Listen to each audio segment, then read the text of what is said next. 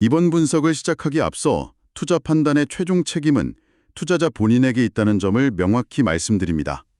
저희는 단순 참고용 정보나 분석을 제공할 뿐 특정 종목이나 섹터에 대해 매수나 매도를 절대 추천하는 것이 아닙니다. 청취자분께서 공유해 주신 아주 흥미로운 자료, 바로 세계 최대 자산운용사죠. 블랙록 투자연구소의 2026 글로벌 전망 보고서를 오늘 제대로 한번 파헤쳐 보겠습니다. 네, 안녕하세요. 사실 AI가 세상을 바꾼다 이런 이야기는 이제 너무 많이 들어서 어찌 보면 좀 식상할 정도잖아요. 맞습니다. 거의 매일같이 나오는 이야기죠. 그런데 오늘 저희의 목표는 그 너머에 있는 진짜 질문을 던져보는 겁니다. 그러니까 AI 빌드아웃, 이 AI를 구축한다는 거대한 흐름이 단순히 기술 발전을 넘어서 우리가 지난 수십 년간 당연하게 여겼던 경제와 투자의 법칙 그 자체를 어떻게 근본적으로 다시 쓰고 있는가, 바로 이 점을 아주 깊게 파고들어 보겠습니다.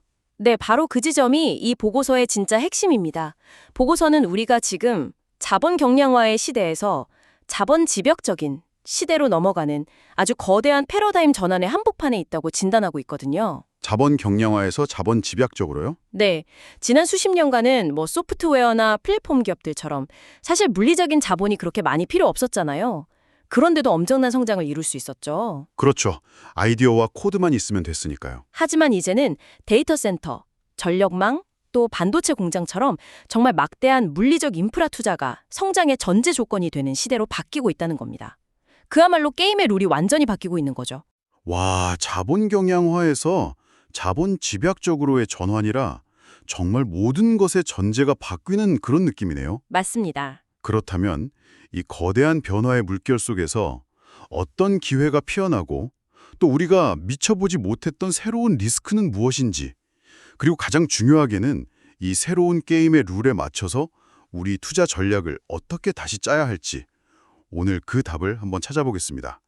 그럼 첫 번째 주제부터 바로 시작해 볼까요? 네, 좋습니다. 보고서는 거대 동력, 그러니까 메가포스라는 개념을 제시합니다. 지정학적 갈등이나 에너지 전환처럼 세상을 움직이는 아주 큰 흐름들을 말하는데 유독 AI를 그중에서도 가장 압도적인 동력으로 꼽고 있더군요. 네. 사실 이런 메가 트렌드 이야기는 몇 년 전부터 계속 나왔던 건데 왜 지금 이 시점에서 AI가 이토록 특별 취급을 받는 건가요? 다른 것들과 뭐가 그렇게 다른 거죠? 다른 흐름들하고는 비교가 안 되는 속도와 규모, 바로 이 두 가지 때문입니다. 속도와 규모요? 네.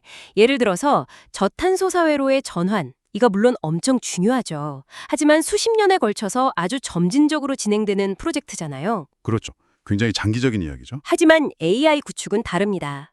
이 혁신은 불과 몇 년 안에 그것도 천문학적인 자본 투자를 요구하면서 과거에는 정말 상상할 수 없던 속도로 진행되고 있습니다. AI는 다른 모든 메가포스, 예를 들어 지정학이나 에너지 전환 같은 흐름들을 오히려 가속화시키고 그것들과 상호작용하는 중심축, 다시 말해서 게임 체인저의 역할을 하고 있는 겁니다. 속도와 규모, 바로 그 지점에서 정말 놀라운 주장이 나옵니다.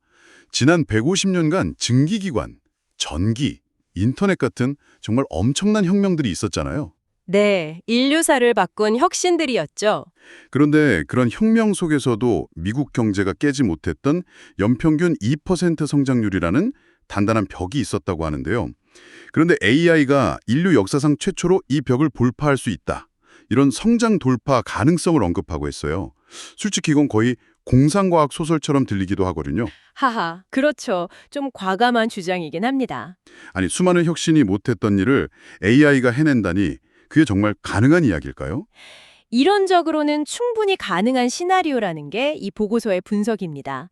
왜냐하면요, AI는 이전의 혁신들하고는 근본적으로 다른 특징을 하나 가지고 있기 때문인데요. 근본적으로 다른 특징이요? 네, 바로 혁신의 과정 자체를 혁신한다. Innovate the process of innovation 인 잠재력입니다.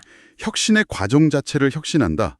말이 조금 어렵게 들리기도 하는데요. 쉽게 말해서요, 이전의 기술들이 특정 문제를 푸는 도구에 가까웠다면 AI는 스스로 학습하고 발전하면서 새로운 아이디어를 내고 연구개발의 속도를 기하급수적으로 높이는 혁신의 엔진 그 자체가 될 수 있다는 거죠. 그러니까 혁신을 만들어내는 공장을 더 빨리 돌리는 엔진 같은 거군요. 정확합니다. 스스로를 강화하는 혁신의 고리가 만들어지는 겁니다. 이게 실제로 산업 현장에서 어떻게 구현될 수 있을까요? 좀 더 와닿는 예가 있을까요? 신약 개발을 생각해 보시면 아주 쉽습니다. 과거에는 정말 수많은 가설을 세우고 수년간의 임상 실험을 거치고 그러다 우연히 하나의 성공적인 결과를 얻는 그런 방식이었죠. 그렇죠. 시간과 비용이 엄청나게 들었죠. 빠르게 만드는 겁니다. 재료과학 같은 분야도 마찬가지고요. 그것은 정말 대단하네요. 하지만 그게 정말 경제 전체의 성장률, 그 2%의 벽을 깰 정도의 파급력을 가질지는 여전히 좀 의문이 남습니다. 이런 변화가 정말로 일어나고 있는지 우리가 확인할 수 있는 어떤 신호 같은 게 있을까요? 물론입니다. 보고서는 아주 중요한 선행 지표 하나를 제시하는데요. 바로 신규 특허 출원 건수입니다. 아, 특허요? 네. 만약에 이 특허 출원 건수가 추세적으로 아주 급격히 증가하기 시작한다면 그건 AI가 만들어내는 혁신의 속도가 정말로 빨라지고 있다는 가장 명확한 증거가 될 겁니다. 그래서 이 지표를 아주 주의 깊게 관찰해야 한다고 강조하죠. 알겠습니다. 단순한 기대감이 아니라 데이터를 통해서 검증을 해야 한다는 말씀이시군요. 자, 그럼 이 거대한 변화가 우리 투자에 구체적으로 어떤 의미를 갖는지 보고서가 제시하는 세 가지 핵심 투자 테마로 넘어가 보겠습니다. 첫 번째 테마가 미시가 곧 거시, 마이크로 이즈 매크로인데 제목이 아주 철학적이에요. 어떤 의미죠? 이 테마를 이해하려면 먼저 좀 압도적인 숫자부터 봐야 합니다. 네, 숫자가 중요하죠. 2030년까지 AI 관련 기업들, 그러니까 하이퍼스케일러나 반도체 기업들이 쏟아부을 것으로 예상되는 자본 지출, 즉 캐펙스가 전 세계적으로 무려 5조에서 8조 달러에 달할 것으로 추정됩니다. 잠깐만요. 5조에서 8조 달러요? 네, 우리 돈으로 계산하면 거의 1경원에 가까운 그야말로 천문학적인 규모네요. 그래서 이걸로 얼마를 벌 수 있는데 하는 질문이겠죠. 이 엄청난 투자가 과연 그만한 수익으로 돌아올 수 있을까요? 바로 그 지점에서 미시와 거시의 충돌이 발생합니다.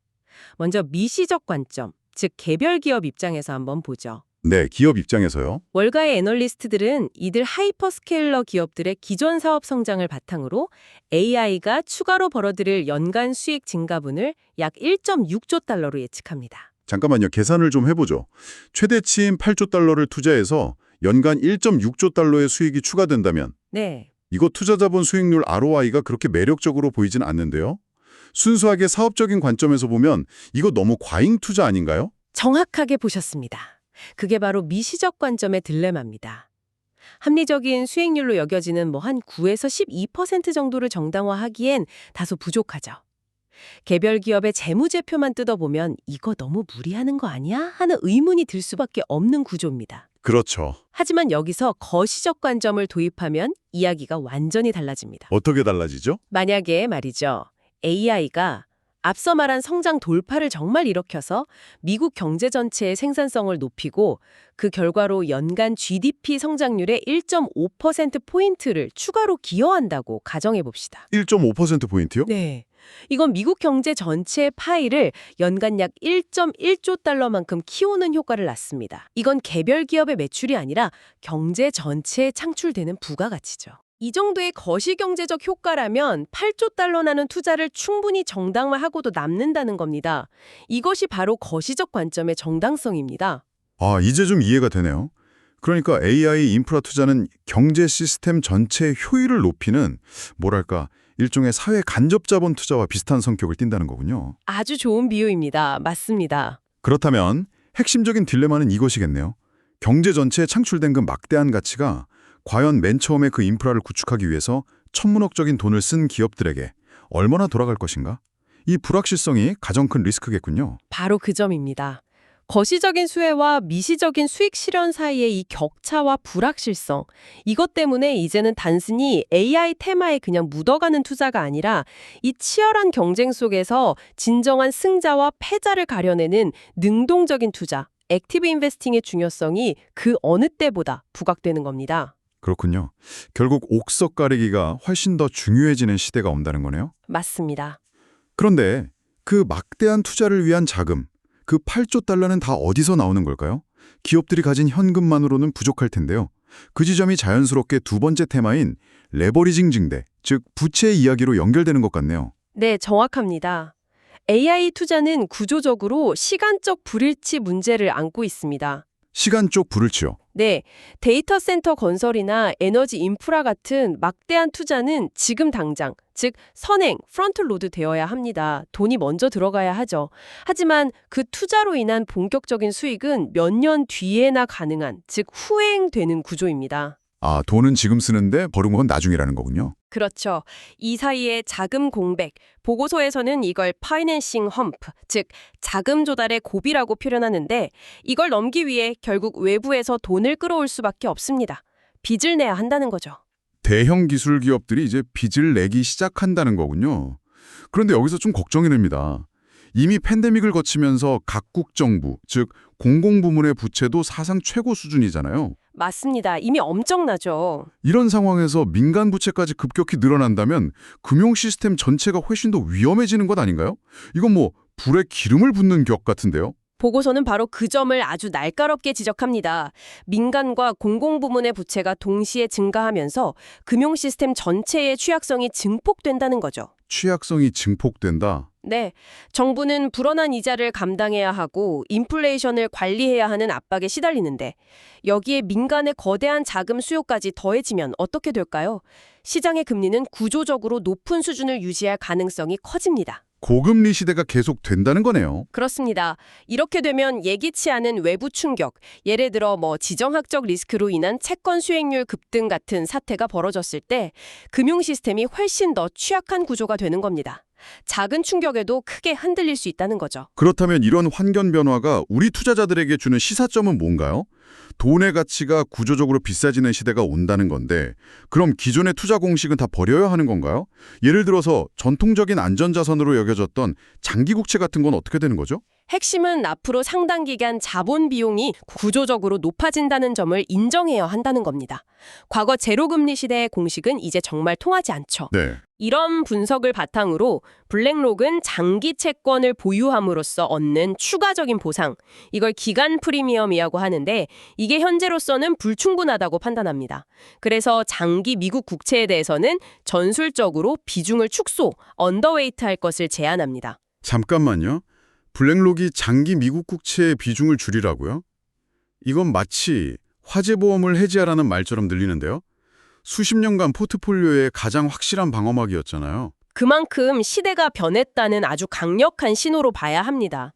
위험할 때 국채가 안전판 역할을 해줄 거라는 믿음이 예전 같지 않다는 거죠. 그럼 그 대안은 뭔가요? 대신 이런 거대한 자금 조달 수요를 감당하면서 새로운 기회를 찾을 수 있는 곳으로 사모신용, 프라이빗 크레딧 시장이나 인프라스트럭처 자산을 주목하고 있습니다. 사모신용과 인프라요? 네, 은행 같은 전통적인 금융기관만으로는 이 엄청난 수요를 다 감당할 수가 없기 때문에 그 빈자리를 사모시장이 채우면서 새로운 기회가 생긴다는 논리죠. 알겠습니다.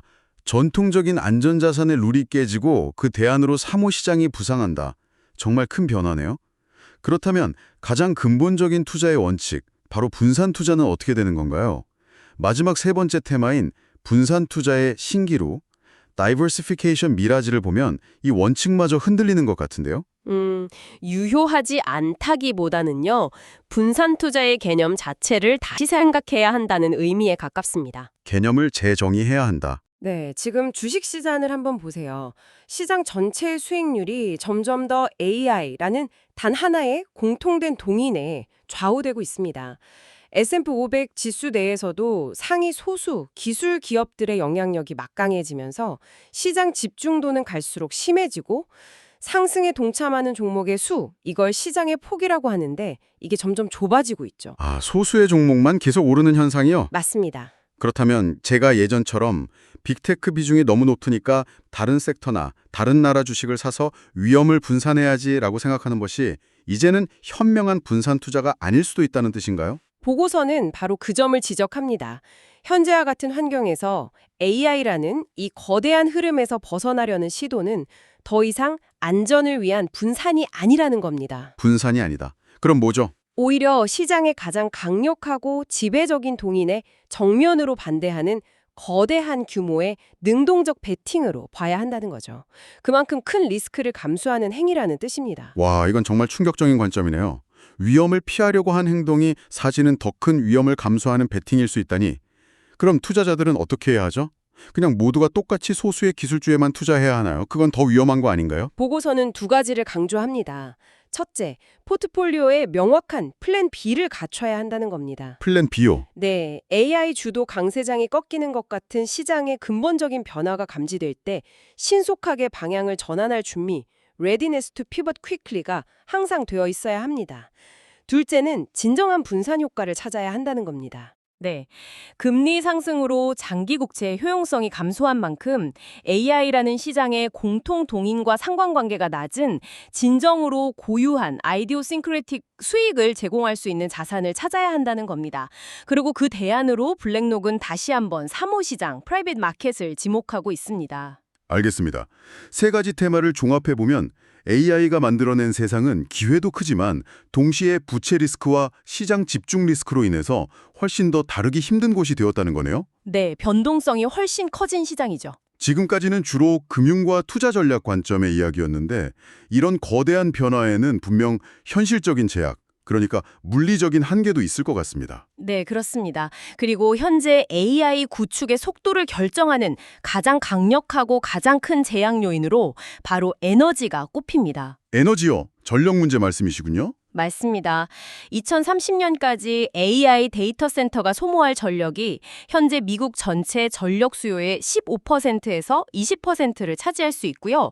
일부 추정치에 따르면 무려 4분의 1에 달할 수도 있다고 합니다. 4분의 1이요? 미국 전체 전력에? 네, 이건 단순히 전기요금이 좀 오르는 수준의 문제가 아닙니다. 국가 전체의 전력망, 화석연료 공급, 구리 같은 원자재 산업 전체의 한계를 시용하는 수준의 엄청난 도전이죠. 어떤 산업의 제약은 다른 산업에게는 기회가 되기도 하죠. 이 엄청난 에너지 병목 현상을 해결하는 과정에서 돈을 버는 곳들이 생겨나겠군요. 정확합니다. 바로 그게 투자 포인트죠.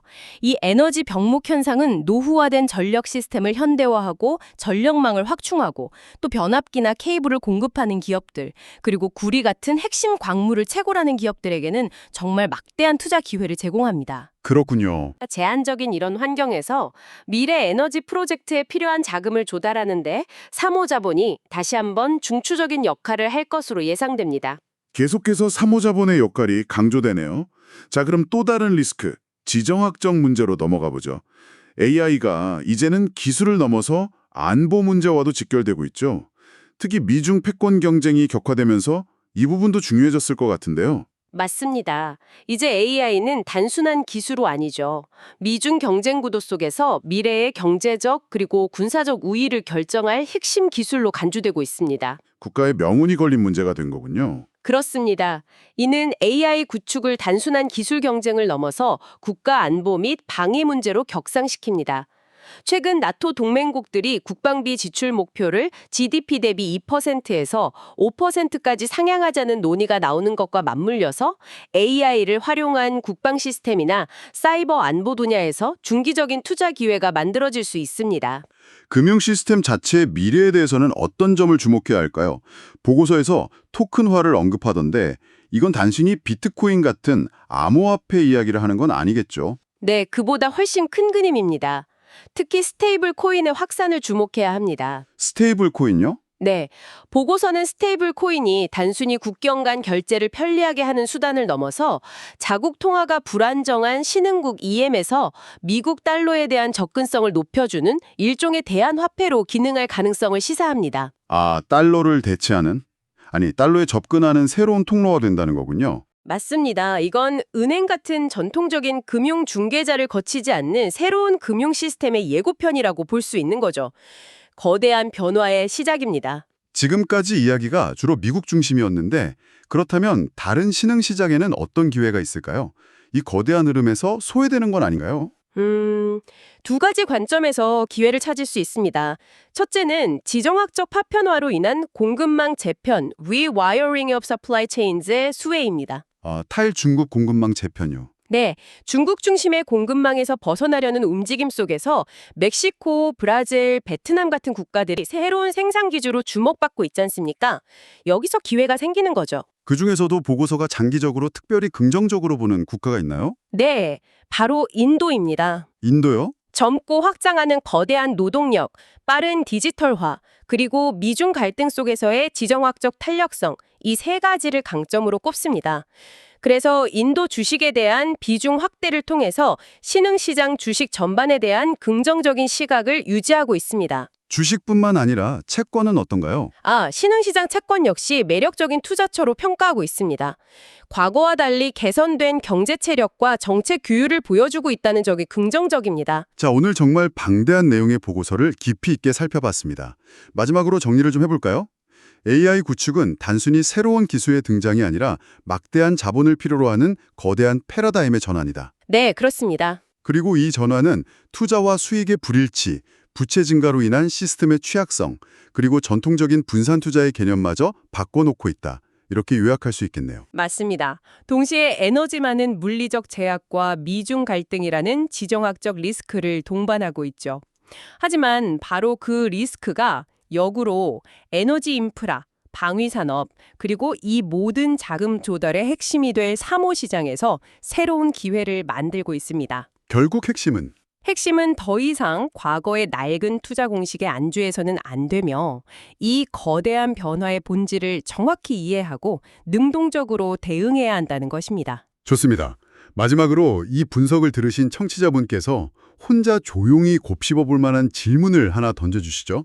네, 이 보고서는 대부분 AI의 구축자, 빌더스, 그러니까 인프라를 까는 기술 대기업, 반도체, 에너지 기업들의 초점을 맞추고 있습니다. 그렇죠. 만드는 쪽에 집중했죠. 그렇다면 여기서 한 걸음 더 나아가 이런 질문을 던져볼 수 있습니다. AI 기술이 전기나 인터넷처럼 보편화되었을 때 AI를 도구로 사용하는 수많은 사용자, 유저스 기업들의 수익성은 과연 어떻게 될까요? 그 기술을 쓰는 기업들이요? 네, 과연 이들이 AI를 활용해서 완전히 새로운 비즈니스 모델을 만들면서 성장의 과실을 가장 많이 가져가게 될까요? 아니면 치열한 경쟁 속에 그들이 창출한 이익은 결국 소수의 기반 AI 기술을 제공하는 기업들에게 다시 흡수될까요? 흥미로운 질문이네요. 아마도 그것이 우리가 앞으로 보게 될 이 거대한 이야기의 다음 장, 챕터 2가 될 겁니다. 다시 한번 말씀드리지만 투자 판단의 최종 책임은 투자자 본인에게 있다는 점을 명확히 말씀드립니다. 저희는 단순 참고용 정보나 분석을 제공할 뿐 특정 종목이나 섹터에 대해 매수나 매도를 절대 추천하는 것이 아닙니다. 항상 여러분의 성공 투자를 기원합니다. 내용이 좋으셨다면 구독, 좋아요 부탁합니다.